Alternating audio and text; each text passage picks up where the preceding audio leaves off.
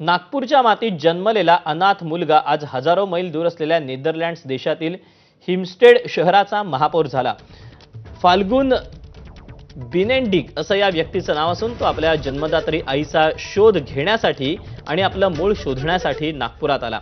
40 वर्षांपूर्वी नागपुरातील फाल्गुन यांचा जन्म झाला होता, मात्र जन्मानंतर त्यांच्या नशिबानं अनाथाचं जगणं आलं। रक्ताच्या नात्यांनी साथ सोडल्यामुळे फाल्गुनला नागपुरातील एका दत्तगृहाचा आसरा घ्यावा लागला।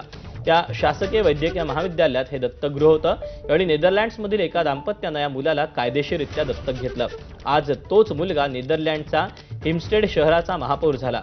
परदेशात अमाप यश, प्रसिद्धी आणि ओळख मिळवूनही जन्मदात्या आईची माया आणि जन्मभूमीविषयीची ओढ त्याची कधीच कमी झाली नाही आणि हीच ओढ त्यांना नागपूरला घेऊन आली। सध्या फाल्गुन वैद्यकीय नोंदीच्या आधारे आपल्या आईचा शोध घेत आहेत। त्याची भेट त्यांच्या जन्मदात्री आईशी होणार का याकडे आता लक्ष लागलं आहे। साधारण तो 1-2 दिवसाचा होता, आमच्याकडे आला। म्हणजे आईने ज्या वेळेला सोडलं तो 1-2 दिवसाचा होता आणि माझ्या माहितीप्रमाणे आता पुष्कळ वर्ष झाले तर तो बहुधा फेब्रुवारी महिन्यात आणि फाल्गुन महिना सुरू असेल तर आम्ही त्याचं नाव फाल्गुन ठेवलं हो। त्यांनी आपल्या आईचं त्याचा जो डॉक्युमेंट ऑफ सरेंडर असल्यामुळे त्याच्या नॅचरल आईचा पत्ता त्याच्यात होता, पण त्याला आमच्यासोबतचे जे कार्यकर्ते होते त्यांनी सांगितले की आपण शोधू आईला, पण ते जरा कठीण आहे कारण की त्याच्यामध्ये तालुका वगैरे काहीच नव्हतं आणि हे गाव नागपूरच्या आसपास पुष्कळ असल्यामुळे ते कठीण आहे।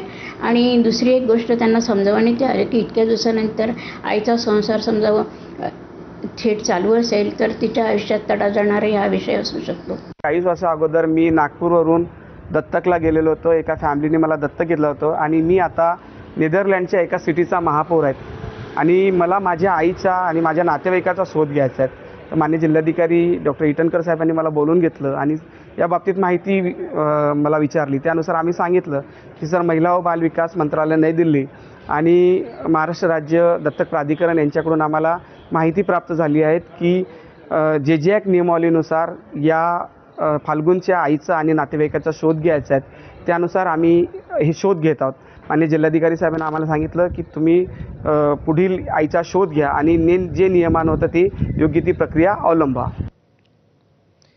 आणि यानंतर महत्त्वाच्या घडामोडींचा सुपरफास्ट आढावा टॉप 25 न्यूज मधून। म्हाडाच्या पुणे